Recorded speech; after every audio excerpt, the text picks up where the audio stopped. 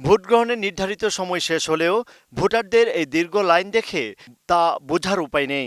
Gazipur city নির্বাচনে এই ছোট দেওরা ভোট কেন্দ্রটির মতো আরও বহু কেন্দ্রই ছিল ভোটারদের এই দীর্ঘ লাইন।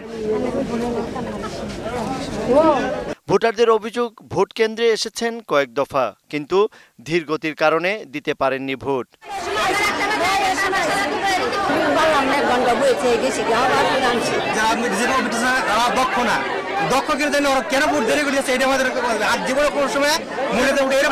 মহিলাদের একটু সমস্যা হচ্ছে, কারণ 3টা ব্যালট পেপার তো তাদের একটু গোছগাছ করতে সমস্যা হচ্ছে। লোক সংখ্যা বেশি হিসাবে কভারেজ দিতে পারতেছি না। কেন্দ্রের প্রিজাইডিং অফিসার জানালেন, চাহিদার তুলনায় ভোটারদের অতিরিক্ত চাপ রয়েছে। অন্যদিকে মহিলা ভোটারদের ধীরগতিতে ভোট দেয়ায় বিপাকে পড়তে হচ্ছে তাদের।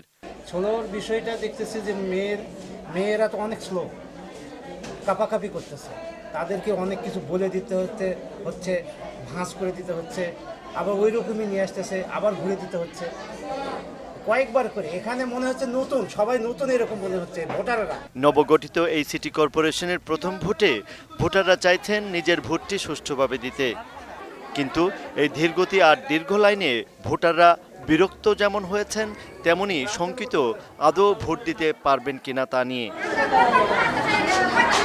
Mahathir Faruki, 21 television, Gazipur.